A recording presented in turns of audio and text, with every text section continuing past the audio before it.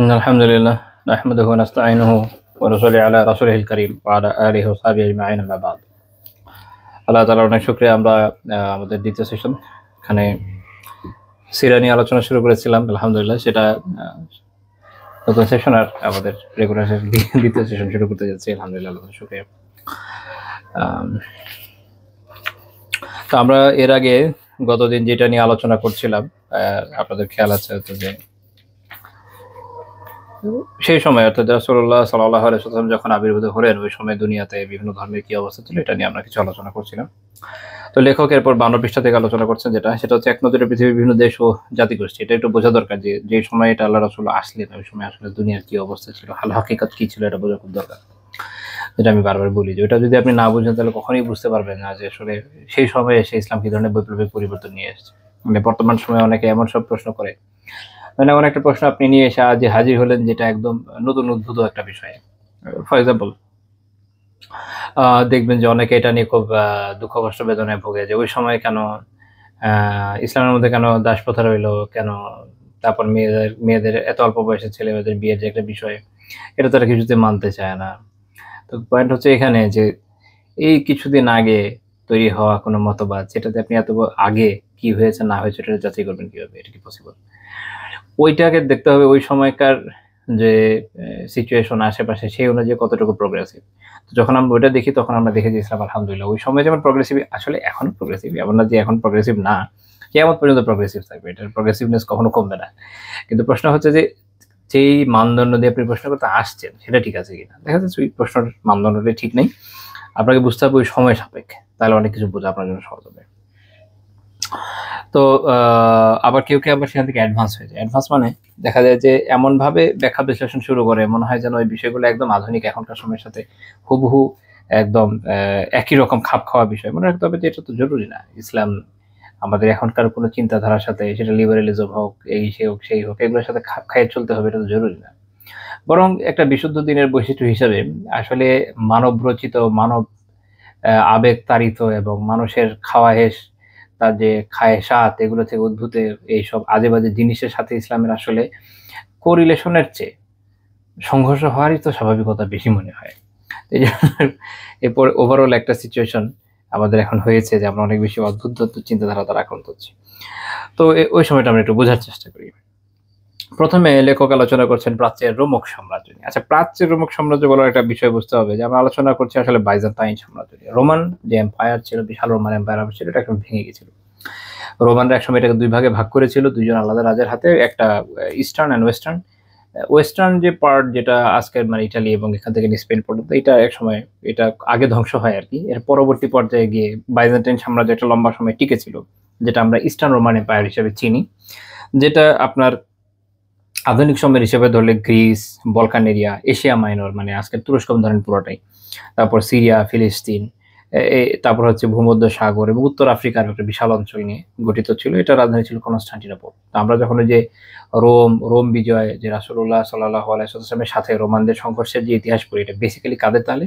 এটা হচ্ছে eastern Roman এম্পায়ারের, যেটা হচ্ছে আপনার এই যে কনস্টান্টিনোপল কেন্দ্রিক যে রোমান সাম্রাজ্য এইটার। এবং এটার যে চার্চ, এটাকে বলা হচ্ছে আপনার গ্রিক অর্থোডক্স চার্চ।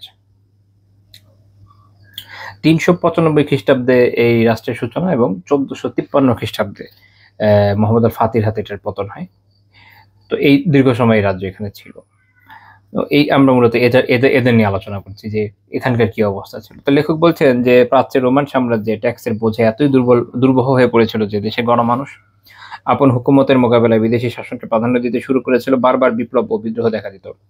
কেবল 533 খ্রিস্টাব্দে একটি দাঙ্গায় কনস্টান্টিনোপলের 30,000 মানুষ নিহত হয়েছিল। এটা কিন্তু বিশাল অ্যামাউন্ট, একটা দাঙ্গাতে এত বিপুল পরিমাণ মানুষ মারা যাওয়া। তাদের রাত দিনের সবচেয়ে বড় ভাবনা, আকর্ষণ ছিল যে কোনো উপায়ে হোক সম্পদ অর্জন, এরপর অর্জিত সম্পদ আরাম আয়েশ ও বিলাসী জীবনযাপনে ব্যয় করা। ক্রীড়া কৌতুক ও চিত্ত বিনোদনের মাঝে তারা এতদূর অগ্রসর হয়েছিল যে অন্ধত্ব বর্বরতার স্থল পর্যন্ত পৌঁছে গিয়েছিল। এটা আমরা বিভিন্ন ইস্যু থেকে জানি যে এটা 395 খ্রিস্টাব্দে, তো এরও প্রায় 300-400 বছর আগের ইতিহাস যেটা আমরা জানি, যা দেখি, সেটা তো খুব ভালো না।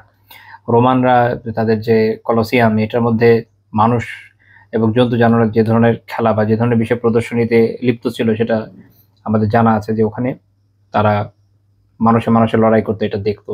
জন্তুর সাথে লড়াই করতে লাগিয়ে দিত, এটা দেখতো। যে যতক্ষণ বাঁচে ততক্ষণ লড়তো। তো এটা ছিল ওখানকার এই এক ধরনের পশুত্ব। আবার সম্পদের যে বিশাল ফ্লো ছিল, যেভাবে তারা ব্যয় করতো, সাধারণ মানুষকে তাদের কোনো হক দেওয়া হতো না, দরিদ্ররা আরো দরিদ্র হচ্ছিল, ধনী আরো ধনী হচ্ছিল। এখনকার সময়ের সাথে কিন্তু মিলে অনেকটা। এখনো আপনি ইউরোপ আমেরিকার অবস্থাকে এর থেকে খুব ভালো পাচ্ছেন। মানুষ সেই বিলাস ব্যসনেই লিপ্ত, বিভিন্ন ধরনের অশ্লীলতার মধ্যে লিপ্ত। যে কোনো জাতি, যে কোনো সাম্রাজ্য যখন আসলে খুব ভালো অবস্থানে যায়, এইভাবে যে তাদের অনেক অর্থ সম্পদ হয়েছে, অনেক দূরে এগিয়ে গেছে, আপনি দেখবেন যে সেখানে একটা বড় সমস্যা হয়ে যায় যে তখন তারা বিলাস ব্যসনে লিপ্ত হয়ে যায় এবং তাদের যে বীরত্ব, এটা দুর্বল হয়ে যায়, এটা দূর হয়ে যায়। সিভিলাইজেশন পাস্ট অ্যান্ড প্রেজেন্ট নামক গ্রন্থের লেখক বাইজেন্টাইন সাম্রাজ্যের এই অদ্ভুত বৈপরীত্য, নৈতিক অরাজকতা ও চারিত্রিক বিপর্যয়, খেলতামাশা প্রিয় স্বভাব ও চিত্ত বিনোদন প্রীতির উপর আলোকপাত করতে গিয়ে লিখেছেন যে বাইজেন্টাইন সমাজ জীবনে বিরাট বৈপরীত্য পাওয়া যেত। ধর্মীয় ঝোঁক তাদের মন মস্তিষ্কে গভীরভাবে ঢুকে গিয়েছিল। দুনিয়া বর্জন ও বৈরাগ্যবাদ সাম্রাজ্যের সর্বত্র বিস্তার লাভ করেছিল এবং সাধারণ স্তরের একজন নাগরিকও গভীরতর ধর্মীয় আলোচনায় উৎসাহের সঙ্গে অংশগ্রহণ করত। দেখেন যে এই সিচুয়েশন আপনি এখনকার সময় যদি একটু চিন্তা করি, আমরা দেখেন বাংলাদেশের 12 জন, মাশাআল্লাহ, আপনি যে কোনো ধর্মীয় প্রসঙ্গ আলোচনা শুরু করেন, দেখবেন যে এক একজন তো আল্লামা বেরোচ্ছে। এরই সাথে সর্বসাধারণের দৈনন্দিন জীবনের উপর লুকিয়ে রাখার ইচ্ছা ও গোপনীয়তার ছাপ লেগেছিল। কিন্তু এর বিপরীতে এইসব লোকই আবার সর্বপ্রকার খেলতামাশার প্রতি অস্বাভাবিক রকম আগ্রহী ছিল। এই যে আপনার ক্রিকেট খেলা হয়, ফুটবল খেলা হয়, দেখবেন যত পুরো জনতা ঝাঁপিয়ে পড়ে।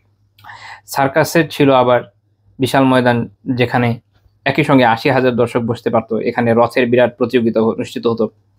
জনসাধারণকে নীল ও সবুজ ২ গ্রুপে ভাগ করে দেওয়া হয়েছিল। বাইজেন্টাইনীয়দের মধ্যে রূপ ও সৌন্দর্যের প্রতি ভালোবাসাও ছিল। আবার জুলুম, নিপীড়ন, মালিন্য, কদর্যতার প্রতি আকর্ষণ ছিল। তাদের ক্রীড়া কৌতুক অধিকাংশ সময় রক্তাক্ত, কষ্টদায়ক হতো। তাদের যন্ত্রণা ও কষ্ট ভয়ানক ও ভীতিপ্রদ হতো এবং তাদের বিশিষ্ট লোকদের জীবনে ছিল আনন্দ, আয়েস, ষড়যন্ত্র, লৌকিকতা ও যাবতীয় মন্দের জগাখিচুড়ি।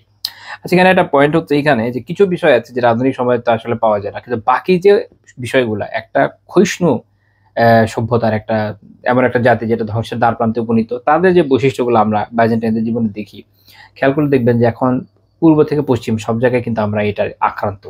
এমন না যে খালি পশ্চিম আক্রান্ত, এটা বলে ভুল হবে, কারণ পশ্চিমের যে কদর্যতা, এটা থেকে তো আমরা মুক্ত না। আমাদের দেশেও এখন এগুলো ব্যাপক হারে আসছে এবং সেখানে ওদের ২টা অঞ্চল, সিরিয়া এবং মিশর, এখানের অবস্থা ছিল এরকম যে এরা শুধু এদের শোষণই করছিল, এদের আলাদাভাবে কোনো যে খুব সুবিধা দিচ্ছিল এমন না।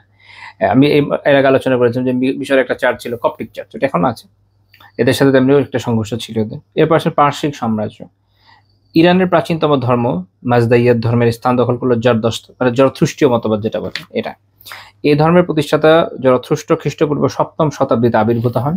পারসিক সাম্রাজ্য প্রাচ্যের রোমান সাম্রাজ্যের তুলনায় আপন আয়তন, আয় আমদানির উপায়, উপকরণ ও শান শকতের ক্ষেত্রে অনেক বড় ছিল। পারস্য কিন্তু বিশাল রাজ্য ছিল, বিশাল বিশাল। কিরকম আপনার ধরেন, সম্রাট আর্দেশির এটা স্থাপন করে ২২৪ সালে। একদম এখনকার সময় ইরান থেকে নিয়ে মধ্য এশিয়া, এই যে আফগানিস্তান, উজবেকিস্তান, কাজাখস্তান, এখান থেকে নিয়ে আর্মেনিয়া, আজারবাইজান, তারপর জর্জিয়া, এখান থেকে দক্ষিণ দিকে যদি আসেন আপনার এই যে পাকিস্তান, পুরো পাকিস্তান এবং ভারতের উত্তর পর্যন্ত বিশাল অঞ্চল। এই কি পুরোটা একসময় কোথায় ছিল? এদের হাতে ছিল, বিশাল রাজ্য। আর এদের রাজধানী ছিল মাদায়েন, টেসিফন। এবং বলছেন যে এটা ছিল শহর সময়ের সমষ্টি, মানে আরবি যে নাম মাদায়েন, অনেকগুলো মদিনা, অনেকগুলো শহরের আর কি সমষ্টির জন্য এই নাম। তো এটা ৫ম শতাব্দী এবং এর পরবর্তীকালে মাদায়েন আপন কৃষ্টি, উন্নতি, প্রগতি, বিলাস, প্রাচুর্যের শীর্ষ দেশে পৌঁছেছিল। আচ্ছা, এখানে একটা পয়েন্ট মাথায় রাখতে হবে সবসময় যে যখন ইসলাম আলহামদুলিল্লাহ বিজয় শক্তি হিসেবে আবির্ভূত হলো, দিকে দিকে ছড়িয়ে যেতে লাগলো, পারস্যকে বিজয় করলো, রোমানদেরকে হারালো, তো ইউরোপিয়ান ঐতিহাসিকরা এই বিষয়টা আসলে কোনোভাবে ব্যাখ্যা করতে সক্ষম হচ্ছেন না যে এটা কিভাবে সম্ভব।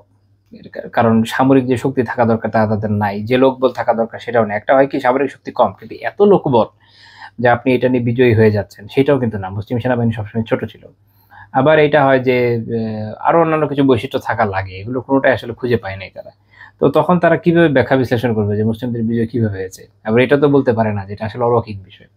তো তখন তারা একটা থিওরি নিয়ে আসে যে আসলে শত বর্ষের যুদ্ধ শেষে রোমান এবং পারসিক সাম্রাজ্য তখন একদম ধ্বংসের কাছাকাছি, তাদের ফোর্সের ১২টা বেজে আছে। যেহেতু খুব রিসেন্ট সময় আপনারা জানেন, ওই রাসূলুল্লাহ সাল্লাল্লাহু আলাইহি ওয়াসাল্লামের যখন আবির্ভাব, ঠিক ওই সময় কিন্তু ইরান এবং রোমের মধ্যে একটা শক্তিশালী যুদ্ধ চলছে। এই যুদ্ধে তারা ক্লান্ত, ক্ষত বিক্ষত, কাজেই খুব সহজে তাদেরকে হারানো গেছে। এগুলো হচ্ছে কি বলে এটাকে এক কথায়, এটা হচ্ছে সান্ত্বনা দিচ্ছে নিজেদেরকে। এটা যদি সামনে রাখা হয়, তাহলে আমরা এর বিপরীত যুক্তি হিসেবে যেগুলো দেখতে পাই সেটা হলো যে আসলে এই দুই সাম্রাজ্যই তখন তাদের উন্নতির চরম পর্যায়ে ছিল আকৃতির দিক দিয়ে। কারণ রোমানরা অলরেডি তাদের হৃত যে অঞ্চল যেগুলো তারা হারিয়ে ফেলেছিল এগুলো পুনরুদ্ধার করে ফেলেছে তখন। ইরানিরা, এটা সত্য যে তাদের এশিয়া মাইনর এবং সিরিয়াতে দখল করা অঞ্চলগুলো ছাড়তে হয়েছে, কিন্তু তারপরও তারা তাদের প্রাচীন যে বিশাল সাম্রাজ্য সেই আয়তনে তখন অবশিষ্ট আছে। এরপরের পয়েন্ট হচ্ছে যে দুইটা সেনাবাহিনী বিগত দীর্ঘ সময়ে দুইটা পরাশক্তির যুদ্ধ করে করে কিন্তু অভ্যস্ত। মনে রাখতে হবে যে যখন দুইটা সাম্রাজ্য, ধরেন একটা সাম্রাজ্য তার বিশাল সেনাবাহিনী, কিন্তু তারা কখনোই যুদ্ধ করে নাই, তাহলে আসলে ওই সেনাবাহিনী কতটুকু এক্সপার্ট এটা বুঝার কিন্তু উপায় নাই। যেমন চীনের বিশাল সেনাবাহিনী আছে, কিন্তু সবাই জানে যে এই বাহিনী কখনো কোনো যুদ্ধ করে না। এই ফোর্স, চীন সর্বশেষ যুদ্ধ করেছে আজ থেকে বহুকাল আগে, 60-এর দশকে। তারপরে এত দীর্ঘ সময় চীন কিন্তু আর কোনো যুদ্ধে অংশ নেয় না। কাজে এই ফোর্স একদম আনটাস্ট। এদের যারা জেনারেল হয়ে গেছে এবং অবসরও নিয়ে গেছে, তারাও জীবনে কোনো যুদ্ধ দেখেনি। আচ্ছা, যুদ্ধের ময়দানে এরা কি করবে কেউ জানে না। অপরদিকে একটা বাহিনী ছোট হোক বা যাই হোক, সে যদি যুদ্ধ করে করে অভ্যস্ত থাকে, তার আপনার স্কিল থাকে শক্তিশালী। কারণ ট্রেনিং আর সরাসরি যুদ্ধ এক জিনিস হয় না। তো এখন দুইটা বাহিনী, পারসিকরা এবং রোমানরা, এরা যুদ্ধ করে করে তো এক্সপার্ট হয়ে আছে। ওইটা তো তাদের সবলতা, দুর্বলতা না, যেটা দেখানোর চেষ্টা করে পাশ্চাত্যের ঐতিহাসিকরা। তো লেখক বলছেন যে জড়সৃষ্টি ও ধর্ম প্রথম দিন থেকে আলো অন্ধকার, ভালো মন্দের দ্বন্দ্ব, ভালোর খোদা মন্দের খোদার মধ্যকার সংঘাত সংঘর্ষের মতবাদের উপর কায়েম ছিল। এদের আবার মতবাদ কি, যে একজন হচ্ছে ভালোর খোদা, একজন হচ্ছে খারাপের খোদা, একজন আলোর খোদা, একজন অন্ধকারের খোদা। ওদের উভয়ের মধ্যে সবসময় সংঘর্ষ হয়। মানে দুইজন খোদা কিভাবে হয়, আল্লাহ আল্লাহ। খ্রিস্টীয় ৩য় শতাব্দীতে মানি নামক একজন দার্শনিক এই ধর্মের সংস্কারক হিসেবে আবির্ভূত হন। মানি এর কাজ ছিল যে সে এটা সংস্কার করবে। সম্রাট শাহপুর, সাসানি সাম্রাজ্যের প্রতিষ্ঠাতা আর্দেশিরের পরবর্তী যে শাসক, সে প্রথমে এই ধর্মের অনুসারী আহ্বায়ক, পরে বিরোধী হয়ে যায়। বিরোধী হওয়ার কারণ হলো মানি দুনিয়া থেকে যাবতীয় মন্দ, অন্যায়, অরাজকতার বীজ নির্মূল করার জন্য নিঃসঙ্গ একক জীবনযাপনের আহ্বান জানাতেন। তার আহ্বান ছিল আলো অন্ধকারের মিশ্রণ, স্বয়ং নিজেই এমন এক অন্যায় ও মন্দ যার হাত থেকে মুক্তি লাভ করা মানুষের জন্য জরুরি। তিনি আত্মবিরক্তি ও নাস্তির মধ্যে বিলীন হওয়ার জন্য ও অন্ধকারের উপর আলোর প্রাধান্য লাভের জন্য মানব বংশের ধারা খতম করা এবং দাম্পত্য সম্পর্ক নিঃশেষ করার পন্থা অবলম্বন করেন। কয়েক বছর তিনি নির্বাসনে কাটান, এরপর ইরানে ফিরে আসেন এবং প্রথম বাহরামের শাসনামলে মৃত্যুবরণ করেন। কিন্তু তার প্রদত্ত শিক্ষামালায় তার মৃত্যুর পরে বেঁচে থাকে এবং ইরানি চিন্তা পদ্ধতি ইরানি সমাজকে বহুকাল ধরে প্রভাবিত করতে থাকে। অর্থাৎ আমরা যে এই যে আপনার দুনিয়া বিমুখ, মানে কি দুনিয়া বিমুখ, ইসলামী দুনিয়া বিমুখ না, এটা হলো এই যে আপনার সন্ন্যাসীদের দুনিয়া বিমুখ হবে, যে সব কিছু ছেড়ে ছুড়ে দিয়ে বসে থাকো, বিয়েও করো না, কিচ্ছু না। এই ধরনের যে চিন্তাধারা, এটা মানিজমের মধ্যে আছে, এটা বুদ্ধিজমের খুব কাছাকাছি মনে হয়। ইসাই ৫ম শতাব্দীর সূচনায় মাজদাক, আরেকটা মতবাদ আছে মাজদাকি মতবাদ, মাজদাক আবির্ভূত হয়। তিনি বিত্ত সম্পদ এবং নারীর ক্ষেত্রে পূর্ণ সাম্য ও সমশরিকানার প্রকাশ্য খোলাখুলি আহ্বান জানান এবং এমন বস্তুর অগাধ ভোগ ব্যবহার সমগ্র মানব সমাজের জন্য কোনো বাধা বন্ধন ছাড়াই বৈধ ঘোষণা করেন। এই আরেকটা মানে দুনিয়ার সমস্যা সমাধানের জন্য মানি সলিউশন নিয়ে আসলো যে সব ছেড়ে দাও, আর মাজদাক সমাধান নিয়ে আসলো যে সমস্যা হয় কিসের জন্য, সম্পদের জন্য। সম্পদ সবার, কারো এক সম্পদ থাকবে না, সবার সম্পদ সবাই ভোগ করবে। দ্বিতীয় হচ্ছে কি, নারী যেহেতু বড় সম্পদ, নারী সবাই ভোগ করবে। হ্যাঁ, আলিয়াদুবিল্লাহ, এই হচ্ছে অবস্থা। কমিউনিজম, হ্যাঁ, কমিউন, যেটা একদম আলটিমেট কমিউনিজমে যেখানে যাবে ওইটার দাগ দিয়ে বসছে মাজদাক। তো তারই আহ্বান খুব দ্রুত জোরদার হয়ে ওঠে, স্বাভাবিক যে মানুষের তো মাথা খারাপ হয়ে যায়, আর এগুলো যদি করা যায় খারাপ কি অবস্থায় দাঁড়ালো যে মানুষ যে ঘরে যার ঘরে যখন ইচ্ছা অবাধে ঢুকে পড়তো এবং তার মাল আসবাব ও মহিলাদের জোর করে দখল করে নিত। একটি প্রাচীন ইরানি দস্তাবেজ যা নামে তানাসুর নামে পরিচিত, এই অবস্থার চিত্র অঙ্কন করা হয়েছে, যা মাজদাকি মতবাদের উত্থান, একচ্ছত্র শাসন ক্ষমতার যুগ দেখা যায়। লোক লজ্জা ও সম্ভ্রমবোধ উঠে গেল। এমন সব লোকের জন্ম হলো যাদের ভেতর না ছিল ভদ্রতা ও সৌজন্যবোধ, আর না ছিল মৌরসি জমিরাত। তাদের ভেতর বংশ ও পরিবার কিংবা জাতিগোষ্ঠীর প্রতি মমত্ববোধ ছিল না। তাদের ভেতর শিল্প কৃষিও ছিল না, ছিল না কোনো চিন্তাভাবনা লেশ। তাদের কোনো পেশা ছিল না। তারা যত রকমের চুগলখড়ি, শয়তানিতে সিদ্ধহস্ত, গালিগালাজ, অশ্রাব্য ভাষা ব্যবহারে পটু এবং অপরকে দোষারোপ করতে ওস্তাদ ছিল। এটা ছিল তাদের জীবন জীবিকা, আর এসব মাধ্যম এবং এগুলোকে পুঁজি করে তারা পদ ও সম্পদ লাভের চেষ্টা করতো। তো এই হচ্ছে সিচুয়েশন। তো আর্থার ক্রিস্টিয়ানসেন বলে একজন লেখক আছেন, উনি ড্যানিশ ছিলেন, ডেনমার্কের লোক ছিলেন। উনি একটা বই লিখছেন, বইটা মূলত ফ্রেঞ্চে ছিল, বাংলায় নাম লিখেছে সাসানি আমল ইরান বা ইরান আন্ডার সাসানিডস, এই নামে ইংরেজিতে। তো তিনি বলছেন যে ফলে দাঁড়ালো যে চারদিকে কৃষক বিদ্রোহ শুরু হয়ে গেল। লুটতরাজকারীরা আমির উমারার বাড়ি ঘরে ঢুকে পড়তো এবং মালামাল লুট করে নিত। কৃষক বিদ্রোহ, এটা আসলে ওই কথা বলে সর্বহারা বিদ্রোহ, বুঝছেন, সেই কমিউনিজম। আচ্ছা, মেয়েদের জোর করে ছিনিয়ে নিত এবং জমি জায়গা দখল করে নিত। এভাবে ক্রমান্বয়ে জমি জিরাত পতিত অনাবাদী হতে থাকতে শুরু করলো, কেননা নতুন যারা জমির মালিক হলো তারা কৃষি সম্পর্কে আদৌ ওয়াকিবহাল ছিল না।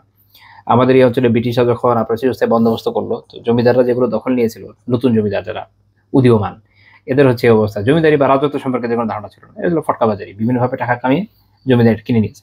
ফলে প্রজাকে কিভাবে শাসন করতে হয় এটা তারা বুঝেনি। তো এইভাবে ইরানের অবস্থা হয়েছে, এরকম খুব বাজে অবস্থা ছিল। এক পর্যায়ে এটাকে অবশ্য মাজদাকিদেরকে এটা আপনাকে ঠান্ডা করতে হয়। আহ, তো কিন্তু আমরা যেটা বুঝতে পারলাম যে ওইখানে ওই সময় সিচুয়েশন এরকম খারাপ ছিল, মানে একটা প্রচন্ড অস্থিরতা রিলিজিয়াসলি, এবং তাদের ওখানকার যে সম্রাট, তাদেরকে তারা কি মনে করতো, তারা তাদেরকে মনে করতো যে, যেমন দ্বিতীয় পারভেজ নিজের ব্যাপারে লিখছে, ঈশ্বর মণ্ডলীর মধ্যে অবিনশ্বর, মানব ও মানব মণ্ডলীর মধ্যে অদ্বিতীয় ঈশ্বর, মানে মানুষের মধ্যে ঈশ্বর আর কি। তার নামের বিকাশ সূর্যের সঙ্গে উদিতকারী রাত্রির চক্ষু সূর্যালোক। এখানে একটা ব্যাপার আছে, এটা হচ্ছে গড কিং একটা ধারণা। প্রাচীনকালে দেখবেন যে বিভিন্ন জাতি আছে যাদের বিভিন্ন জাতির ক্ষেত্রে এটা একটা কাজ করতো, সেটা হলো সম্রাটের যে বংশ, এটা স্রষ্টা বা কোনো বড় দেবতার সাথে গিয়ে মিলাতো। বলতো যে অমুক দেবতার বংশধারা হচ্ছে, তো অমুক দেবতার রক্ত তার ভিতরে প্রবাহিত হয়। যেমন মিশরীয় ফারাওরা মনে করতো যে আমান রা সূর্য দেবতা, তার যে রক্ত এটা তাদের ভিতরে প্রবাহিত হয়েছে। এই জন্য কি বলছে যে হচ্ছে সবচেয়ে বড় রব, সেইটা দাবি করেছে কেন? কারণ হচ্ছে আমান রার রক্ত তার ভিতর দিয়ে আছে। একই রকম ভাবে ইরানে এই আপনার ক্যালেডিওদের ভিতরে তাদের যে এক দেবতা ছিল, তারপরে হচ্ছে ইরানিদের ভিতরে তাদের যে দেবতা আছে, এরা সবসময় মনে করতো কি যে এইসব দেবতাদের রক্ত তাদের ভিতরে দিয়ে যাচ্ছে। কম্বোডিয়া রাজা আছে নর্দম সিহানুক, এখন মানে ক্ষমতায় নাই, তার ছেলে ক্ষমতায় আসছে, তার ছেলের নামটা ভুলে গেছি। তো এদের বংশধারা পড়তে গিয়ে আমি দেখেছিলাম এরাও সেম দাবি করে। অর্থাৎ এই যে একটা দাবি যে গড কিং বা এই যে স্বর্গীয় স্বর্গীয় রাজার একটা বিষয়, এটা এটা কেন দাবি করে? তারপর দেখেন যে জাপানের যে রাজা, সে কিন্তু তাদের যে সিন্টো ধর্ম এটার প্রধান পুরোহিত, এবং সেও সেম সূর্য থেকে আসা। এটা কারণ হলো এরা মনে করে যে এটা যদি করা যায় তাহলে মানুষ ওই ওই ওই বংশের বাইরে কেউ ক্ষমতা আসবে না। এই জন্য দেখবে যে ইরানে বহুবার বিদ্রোহ হয়েছিল, পারস্যদের ভিতরে অনেকবার বিদ্রোহ হয়েছিল পারস্যদের ভিতরে, কিন্তু তাদের যে রাজাকে কিন্তু ক্ষমতাচ্যুত করে অন্য কোনো বংশ থেকে কখনো ক্ষমতা আসে না, এটা পসিবল না। হ্যাঁ, দেবরাজ, রাইট, হিন্দুরা এরকম ইয়ে করে যে দেবরাজ, বাট দেবরাজদের আসলে ওইভাবে আমি দেখি নাই, আমার এখন পর্যন্ত চোখে পড়ে নাই যে একটা লিনিয়েজ দেয়, এরকম আমি দেখি নাই। বাট এই অঞ্চলগুলোতে লিনিয়েজের বিষয় আছে। হিন্দুদের তো কাহিনী হচ্ছে কি, হিন্দুদের তো এটা একটু পরে বলবেন ইনশাল্লাহ, হিন্দুদের কি যে তাদের তো অলরেডি ব্রহ্মার এই যে আপনার যে মুখমণ্ডল, সেটা থেকে তো ব্রাহ্মণ উৎপন্ন হয়ে বসে আছে। এখন রাজা হচ্ছে অলরেডি ব্রহ্মার বাহু থেকে বের হয়েছে, তো তার তো আলাদা লিনিয়েজ কি দেখাবে? তারপরে যাদের লিনিয়েজ দেখাইতে পারছে তাদের তো ওদেরকে এমনিতে ভগবান বানিয়ে দিছে, সেটা আপনার এই যে হোক, কৃষ্ণ হোক, সেটা রাম হোক, এনিবডি। কিন্তু এই যে যে ব্লাড লাইন গুলো নিয়ে আমরা আলোচনা করতেছি, এদের ক্ষেত্রে যেটা হয়েছে যে এরা ধরিয়ে নিছে যে এই দেবতা থেকে যেহেতু তুমুক এসছে, তাই তার বংশের বাইরে অন্য কেউ কিন্তু শাসক হতে পারবে না। এই জন্য ফারাওদেরকে ক্ষমতাচ্যুত করে যখন আপনার হিটটাইটরা মিশর দখল করলো, তখন ওরা আপার মিশরে আপনার সাউথ মিশরের ক্ষমতা নিতে পারছে, ঠিক আছে, বাট করতে পারে নাই। এই যে ফারাওদের কিন্তু ফুল একদম ঝাড়ে বংশে বিনাশ করতে পারে নাই, বা ফারাওদের নিজেদের জায়গায় অন্য কোনো জাতি ক্ষমতা আসে নাই, কপটিকদের ভিতরে, মিশরীয়দের ভিতরে, এটা হয় নাই। বাইরে থেকে কেউ এসে দখল করছে। সবশেষে ফারাওদেরকে উৎখাত করছিল আলেকজান্ডার এসে যখন গ্রিকদের বসাই দিল, তখন হলো। নিজেরা মিশরীয় কখনো সরাতে পারেনি, কারণ আমন রায়ের বংশ, এটা কে সরাবে? আর তো কেউ নাই এই বংশের, ঠিক আছে। সেম অবস্থা আপনার যে কম্বোডিয়া রাজা বারবার এই ক্ষমতায় যাচ্ছে করে এখন আবার রিস্টাবলিশড হয়েছিল 90 দিকে এসে। তো এই যে থিমগুলো, এগুলো বানানো হয়েছে খুব চিন্তা ভাবনা করে, যে এই দেবতার বংশকে তুমি উৎখাত করতে পারবে না। যতদিন রিলিজিয়ন আছে দেবতা থাকবে, আর দেবতা থাকলে দেবতার বংশ থাকবে, এই ক্ষমতার আর কেউ দাবিদার হবে না। এটা হচ্ছে চতুরতা। তো ওদের ছিল এই অবস্থা। এবং তিনি লেখক বলছেন যে দেশের সমস্ত সম্পদ ও আয় আমদানির উপায় উপকরণ বা মাধ্যম সমূহকে একক এসব রাজা বাদশাদের ব্যক্তিগত মালিকানা ধীর মনে করা হতো। রাজতন্ত্র যেটা হয়, সম্পদ মজুতকরণ, উপহার, উপঢৌকন, মূল্যবান দ্রব্য সামগ্রী জড়ো করার পাগলামি, জীবনমানের সমুন্নতি, নিত্য নতুন জিনিসের প্রতি আকর্ষণ ও মোহ, জীবনকে ভোগ করা, খেলাধুলা, ভোগ বিলাসের প্রতি আগ্রহ, ধনী হবার ও দুনিয়ার মজা লুটবার প্রতিযোগিতা এত বেশি বেড়ে গিয়েছিল যে এর উপর কল্পনা, বৃত্তি ও কাব্যের সংশয় জাগে, এবং এর কল্পনা কেবল তিনি করতে পারবেন যিনি প্রাচীন ইরানের ইতিহাস, কাব্য, সাহিত্য খুব গভীরভাবে পাঠ করেছেন। এরপর নিয়ে বিভিন্ন বর্ণনা দিয়েছেন যে ওই সময় কি অবস্থা চলছিল। তারপরে আমরা দেখব ভারতবর্ষ সম্পর্কে। ভারতবর্ষ প্রাচীনকালে গণিত শাস্ত্রে, জ্যোতির্বিজ্ঞানে চিকিৎসা ও দর্শন শাস্ত্রে পৃথিবী জোড়া খ্যাতি অর্জন করেছিল। ভারতবর্ষ সম্পর্কে ঐতিহাসিকদের সাধারণ অভিমত হলো এর ধর্মীয়, নৈতিক, চারিত্রিক ও সামাজিক দিক অন্ধকারতম ও নিকৃষ্টতম যুগ খ্রিস্টীয় ষষ্ঠ শতাব্দী গোড়ার দিকে, অর্থাৎ ওই সময়টা ছিল সবচেয়ে নিকৃষ্ট অবস্থা, যেটা আর.সি. দত্ত তার এনশিয়েন্ট ইন্ডিয়াতে বলছে। অশ্লীলতা, নির্লজ্জতা থেকে তাদের উপাসনা গৃহ পর্যন্ত মুক্ত ছিল না এবং এসব কর্মে কোনো দোষ আছে বলে তারা মনে করতো না, কারণ ধর্ম একে পবিত্র উপাসনার রঙে রঙিন করে দিয়েছিল। নারীর কোনো মূল্য, ইজ্জত, সম্মান ও সতীত্ব সম্ভ্রম কিছুই ছিল না। জুয়া খেলায় স্বামী তার স্ত্রীকে বাজি ধরতো এবং হেরে গেলে স্ত্রী বিজয়কে দিয়ে দিত। মহাভারতে যে বর্ণনা আছে আর কি। স্বামী মারা গেলে স্ত্রীকে জীবন মৃত অবস্থায় কাল কাটাতে হতো। সে না আর বিয়ে করতে পারতো, আর না তাকে সম্মান শ্রদ্ধার চোখে দেখা হতো। স্বামীর মৃত্যুতে স্ত্রীকে স্বামীর চিতায় সহমরণে যাওয়ার প্রথা উচ্চ ও সচ্ছল পরিবারগুলোতে প্রচলিত ছিল। এর পেছনে উদ্দেশ্য ছিল স্বামীর প্রতি বিশ্বস্ততা ও আনুগত্য প্রকাশ এবং লজ্জা অবমাননার হাত থেকে মুক্তি। ইংরেজ রাজত্ব প্রতিষ্ঠার পরই কেবল নিষ্ঠুর প্রথার অবসান ঘটানো সম্ভব হয়। ভারতবর্ষ তার প্রতিবেশী ও পৃথিবীর অপরাপর দেশগুলোর মধ্যে শ্রেণীগত বৈষম্য এবং মানুষের মধ্যে জাতপাত ও ভেদ বৈষম্যের ক্ষেত্রে ছিল অনেক এগিয়ে। এগুলো উনি এরপর আলাপ আলোচনা করেছেন, যেটা একটু আগে বললাম যে ওদের রিলিজনে যেটা ছিল এটা আমরা জানি, যেহেতু প্রতিবেশী আমাদের। দেখা হচ্ছে কি যে ব্রহ্মার মুখ থেকে উৎপন্ন হচ্ছে ব্রাহ্মণ, এরা হচ্ছে ধর্মের ইজারাদার পুরোহিত। তারপরে রাজা, সেনা, এরা হচ্ছে ক্ষত্রিয়, ব্রহ্মার বাহু থেকে। পেট থেকে বের হচ্ছে নাকি নাভি থেকে মনে হয় বৈশ্য, যারা কৃষিজীবী ব্যবসায়ী। আর ঠ্যাং থেকে বের হচ্ছে শূদ্র, যারা চাকর বাকর সেবক। আবার এর থেকেও নিচে আছে, এর থেকে নিচে হচ্ছে যারা অচ্ছুত। অচ্ছুত যারা, এরা আসলে কারা? এরা অ্যাকচুয়ালি ইন্ডিয়ান্স, এরা আসল ভারতীয়। অর্থাৎ যখন আর্যরা ইরান হয়ে এশিয়াতে, ইউরোপ থেকে ইরান পার হয়ে আসলো, এই অঞ্চল দখল করলো, এখানকার যে অ্যাকচুয়াল অধিবাসী, তাদেরকে তারা বললো যে এরা হচ্ছে অসুর, এরা হচ্ছে আপনার অপদেবতা, এদের বিরুদ্ধে যুদ্ধ করতে হবে। আর এরপর এদেরকে হারানোর পর এরা যেটা করলো যে যাদেরকে নিজেদের এলাকার মধ্যে পেয়েছিল এদেরকে বানিয়ে দিল অচ্ছুত, যাদের ছোঁয়াও যাবে না। তো এইভাবে আর কি একদম এক্সাইট করে ফেললো পুরো একটা জাতির একটা বিশাল অংশকে, এভাবে তাদেরকে শাসনের মধ্যে নিয়ে আসলো।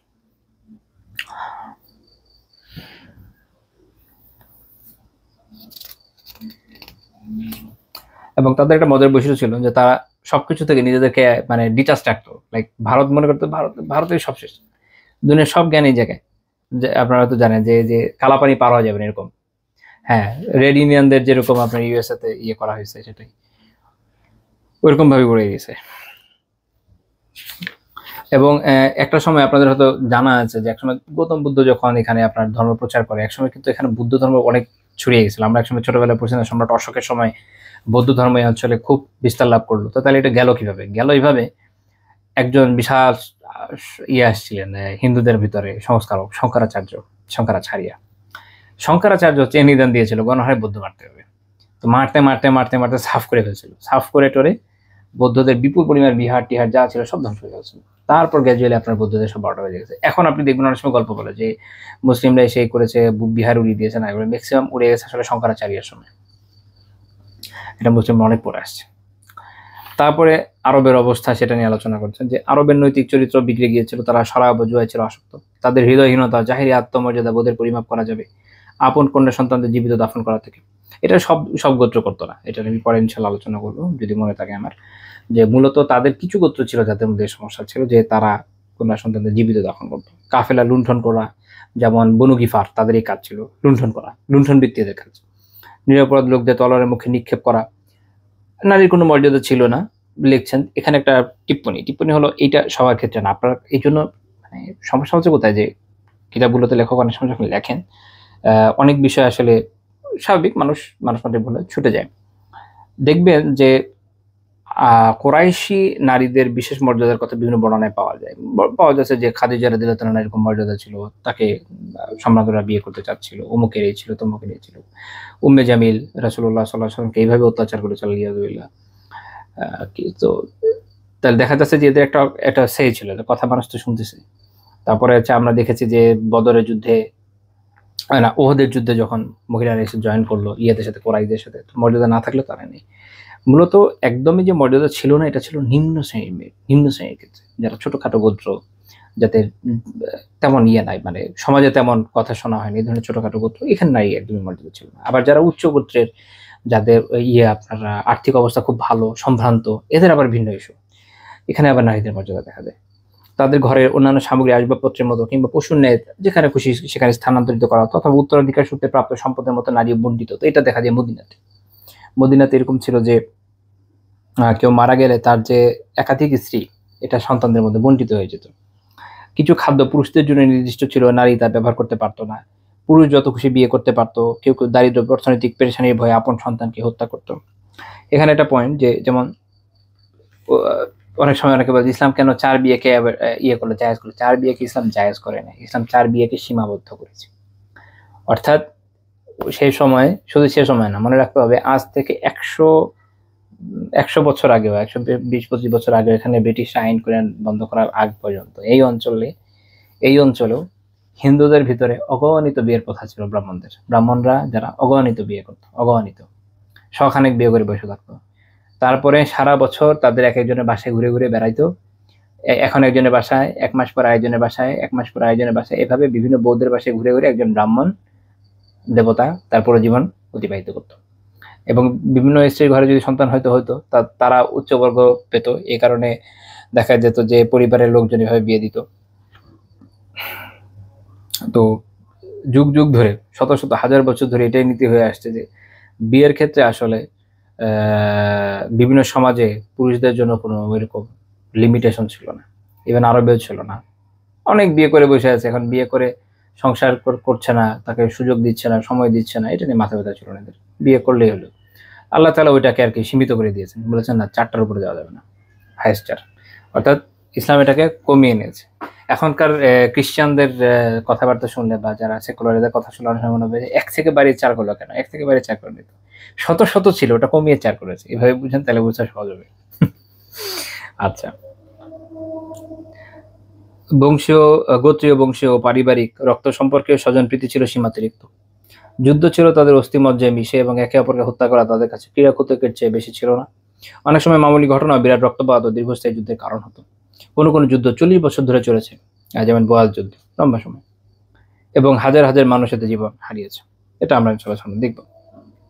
তারপর ইউরোপ নিয়ে অল্প বিস্তর এখানে আলোচনা করেছেন যে ইউরোপীয় জনজাতি গোষ্ঠী যারা উত্তর ও পশ্চিমের এলাকায় বহুদূর পর্যন্ত বসতি স্থাপন করেছিল, মূর্খতা ও অশিক্ষার ভয়াবহ অন্ধকারে বসবাস করছিল এবং রক্তাক্ত লড়াই সংঘর্ষে লিপ্ত ছিল। ওই সময় আসলে ইউরোপ খুব বেশি, অনেক বেশি পশ্চাৎপদ অবস্থায় ছিল। মানুষ কোথায় কোথায় থাকতো এটাও ট্রেস করা একটু টাফ।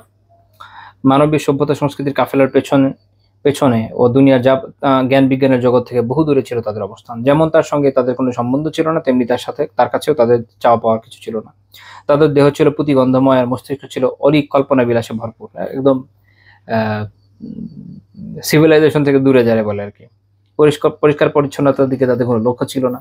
পানি তারা খুব কমই ব্যবহার করতো। তাদের পাদি ও বিষব শরীরকে কষ্ট দিতে, আর সমাজ থেকে পালাবার ক্ষেত্রে তারা ছিল কঠোর ও চরমপন্থী। খ্রিস্টানদের এটা একটা ছিল যে তারা গোসল করতো না। ওরা এটা নিয়ে আপনার করতো, গর্ব অহংকার করতো যে আমরা এত বছর পানি স্পর্শ করিনি। পানি এরকম নোংরা ছিল। তারা মনে করতো যে পানি স্পর্শ করা খুব খারাপ। হ্যাঁ, এখনো করে না, ট্রু। বাট এখন তো অ্যাটলিস্ট পানির একটা পানি তো আছে, পাওয়া যায় দুনিয়াতে। এই যে কাতার ওয়ার্ল্ড কাপের সময় একটা দেখছিলাম, টুইটারে একটা ট্রেন্ড দেখছিলাম, বিভিন্ন জন শেয়ার করতেছিল যে ইউরোপিয়ানরা, আমেরিকানরা অনেকে তাদের দেশে ফেরত গিয়েছে বিভিন্ন এরিয়াতে, টয়লেটে ফ্লাশ পানি ব্যবহার করা শিখে। তারা খুব অবাক হয়েছে, পানি ইউজ করা যায়। সুবহানাল্লাহ। এই সময় এসে মানুষ জানে না যে টয়লেটে পানি ইউজ করা যায়। প্যাথেটিক। কোন পর্যায়ে চলে গেছে বর্বরতা। তারপর লিখছেন লেখক যে তাদের কাছে তখনও পর্যন্ত এই ব্যাপারে সিদ্ধান্ত স্থিরীকৃত হয়নি যে নারী মানুষ না পশু, তাদের অবিনশ্বর আত্মা আছে কিনা, তাদের মালিকানা ক্রয় বিক্রয় অধিকার আছে কিনা। আই থিঙ্ক যে 1800 কত সালে গিয়ে যেন এটা প্রথম তার করেছে না, তার একটা স্বাধীন সত্তা আছে, তার ভোটাধিকার দেওয়া যায় ইত্যাদি। আচ্ছা, রবার্ট ব্রাইফোর্ড বলেন, এটা বলছে দ্য মেকিং অফ হিউম্যানিটি গ্রন্থে, 5ম শতাব্দী থেকে নিয়ে খ্রিস্টীয় 10ম শতাব্দী পর্যন্ত ইউরোপ গভীর অন্ধকারে ডুবেছিল, আর এই অন্ধকার গভীর থেকে গভীরতর, ভয়ানক থেকে ভয়ঙ্কর হতে চলেছিল। সেই যুগের বর্বরতা প্রাচীনকালের বর্বরতার তুলনায় কয়েকগুণ বৃদ্ধি পেয়েছিল, কেননা তাদের উদাহরণ ছিল সেই মরা লাশের মতো যা ফুলে ফেপে ফেটে গিয়েছিল। সেই সংস্কৃতির নাম নিশানা লোপ পাচ্ছিল, আর তার উপর ধ্বংসের মোহর মারা হয়েছিল। সেই সমস্ত দেশ যেখানে এই সংস্কৃতি প্রস্ফুটিত বিকশিত হয়েছিল এবং অতীতে চরম উৎকর্ষতা লাভ করেছিল, যেমন ইটালি, ফ্রান্স, সেখানে চলছিল অরাজকতা ও ধ্বংসের রাজত্ব। অর্থাৎ এরকম একটা ভয়ানক অবস্থা সারা দুনিয়াতে আমরা দেখতে পাচ্ছি। যে পূর্ব পশ্চিম উত্তর দক্ষিণ সব জায়গায় অবস্থা আসলে খুবই খারাপ যাচ্ছিল। তো বলছেন এই জন্য সংক্ষেপে বলা যায় যে খ্রিস্টীয় ষষ্ঠ শতাব্দী, যে শতাব্দীতে মুহাম্মদুর রাসূলুল্লাহ সাল্লাল্লাহু আলাইহি ওয়াসাল্লামের আবির্ভাব ঘটে, তা ছিল ইতিহাসের নিকৃষ্টতম যুগ এবং মানবতার ভবিষ্যৎ তার স্থায়িত্ব উন্নতির দিক দিয়ে অত্যন্ত অন্ধকার ও হতাশা ব্যঞ্জক। এটা বোঝা খুব জরুরি। আমরা যখন বলে যে আইয়ামে জাহেলিয়াত, আমরা এখনো জাহিলিয়াত দেখি। আমি এর আগের দিনে বলেছিলাম, এর আগে এক দর্শে। অবভিয়াসলি এখনকারটা জাহিলিয়াত, বাট ওই জাহিলিয়াতের আসলে তুলনা হয় না। তো এটা বোঝার জন্য এই ইতিহাসটা জানা দরকার। এইচ.জি. ওয়েলস সেই সময় নিয়ে মন্তব্য করছেন যে বিজ্ঞান ও রাজনীতি দুটোই সংঘর্ষমুখর ধ্বংসোন্মুখ রাষ্ট্রসমূহের মধ্যে মৃত্যুর ঘুমে ছিল বিভোর। অ্যাথেন্সের শেষ দিককার দার্শনিকগণ তাদের ধ্বংস পর্যন্ত যা তাদের উপর চাপিয়ে দেওয়া হয়েছিল প্রাচীন যুগে সাহিত্যিক পুঁজিকে যদিও কোনোরূপ চিন্তাভাবনা ছাড়াই কিন্তু সীমাহীন শ্রদ্ধার সঙ্গে সংরক্ষণ করেছিল। কিন্তু তখন পৃথিবীতে মানুষের এমন কোনো শ্রেণী বাকি ছিল না যারা প্রাচীনকালের অভিজাতগণের মতো নির্ভীক ও মুক্ত চিন্তার সমর্থক হতো এবং প্রাচীনদের রচনাবলীর ন্যায় অনুসন্ধান ও গবেষণা কিংবা নির্ভীক মতামত প্রকাশের বাহক হতো। এখানে একটা পয়েন্ট, যেমন সর্দার ফজলুল করিমের একটা লেখায় পড়ছিলাম যে যেমন অ্যারিস্টটলের যে প্লেটো অ্যারিস্টটল যে লেখনীগুলো, ওইটা এমন একটা সময় ছিল খ্রিস্টান পাদ্রীরা অলরেডি এগুলোতে মোহর মেরে দিয়েছেন। এগুলো কোনোভাবে প্রচার করা যাবে না, এগুলোকে গোপন রাখতে হবে, কারণ এগুলোর যে লজিক্যাল উত্তর এটা তো তাদের রিলিজিয়নের মধ্যে নাই, বরং তাদের রিলিজিয়নের অনেক কিছু এগুলোর উপর বেস করে তৈরি করা। কিন্তু এটা যে লজিক, এটা সামনে চলে আসলে রিলিজিয়ন ভেঙে পড়ে, উত্তর তো দেওয়ার উপায় নেই। তো তারা বলছিল যে না, এটা প্রচার করা যাবে না। তারপর এটা কোথায় গেল? আরবদের কাছে আসলো। আরবরা আনার পর এগুলো অনুবাদ করলো, বহুকাল পরে ওরাই আবার এটা আরবদের কাছ থেকে পড়লো, স্পেনে গিয়ে পড়লো, বাগদাদেশে পড়লো, পরে আবার অনুবাদ করে আবার ইংরেজিতে নিয়ে গেল, ফ্রেঞ্চে নিয়ে গেল, ইটালিয়ানে নিয়ে গেল। দেন এই যে একটা চেঞ্জ পরবর্তী যেটা আসছে, ওইটাই লেখক এখানে বলছেন। এই শ্রেণী নির্মূল হওয়ার বিশেষ কারণ হলো রাজনৈতিক ও সামাজিক বিশৃঙ্খলা, কিন্তু এর আরো একটি কারণ ছিল যদ্দূর ওই আমলে মানবীয় প্রতিভা ও বুদ্ধিমত্তা ভোতা ও শুষ্ক মরুভূমিতে পরিণত হয়েছিল। ইরান ও বাইজান্টাইন এই দুই সাম্রাজ্যের মধ্যে অসহযোগিতা ও অসহিষ্ণুতা বিরাজ করছিল। উভয় সাম্রাজ্য ছিল এক নতুন ধরনের ধর্মীয় রাষ্ট্র, যেখানে স্বাধীন মতামত প্রকাশের উপর কড়া পাহারা বসানো ছিল। একদিকে হচ্ছে খ্রিস্টান অর্থোডক্সি, আরেকদিকে হচ্ছে আপনার আল্লাহ জানে ওখানে কি জরথ্রুস্টিয়ান রিলিজিয়নের সময়। বাইজেন্টাইন সাম্রাজ্যের উপর পারসিক সাম্রাজ্যের আক্রমণ ও পারসিক সাম্রাজ্যের উপর বাইজেন্টাইনদের বিজয় কিছুটা বিস্তারিত আকারে আলোচনার পর খ্রিস্টীয় ষষ্ঠ শতাব্দীতে সামাজিক ও নৈতিক অধঃপতনের উপর আলোকপাত করতে গিয়ে গ্রন্থকার বলেন, অর্থাৎ এইচ.জি. ওয়েলস বলেন, যদি কোনো রাজনৈতিক ভবিষ্যৎ বক্তা সপ্তম শতাব্দীর সূচনায় বিশ্বের সামগ্রিক অবস্থা বিচার করে দেখতেন, তাহলে তিনি এই সিদ্ধান্তে উপনীত হতেন যে মাত্র কয়েক শতাব্দীর ব্যাপার গোটা ইউরোপ ও এশিয়া মঙ্গলদের প্রধানত হবে। পশ্চিম ইউরোপে না ছিল কোনো শৃঙ্খলা আর না ছিল একতা। বাইজেন্টাইন সাম্রাজ্য ও পারসিক সাম্রাজ্য একে অপরকে ধ্বংস করার ধনুর্ভর পণ করে বসেছিল। ভারতবর্ষ ছিল বিচ্ছিন্নতা বিপর্যয়ের শিকার। অর্থাৎ মোট কথা হচ্ছে ওই সময় এত ক্রিটিক্যাল অবস্থা যে সামনে যে কোনো চেঞ্জ আসবে এরকম মনে করার কোনো কারণ নাই। আমি এরকম কিছু সিরিজ পড়ে টোরে আমার নিজের এক সময় এটা ফিল হয়েছে, আল্লাহ সুবহানাল্লাহ, আল্লাহ বাঁচিয়ে দিয়েছেন যে ওই সময়ে আল্লাহ তাআলা রাসূলুল্লাহ সাল্লাল্লাহু আলাইহি ওয়াসাল্লামকে পাঠিয়েছেন। যদি না পাঠাতেন মানব জাতির কি হতো আল্লাহ তাআলা জানেন।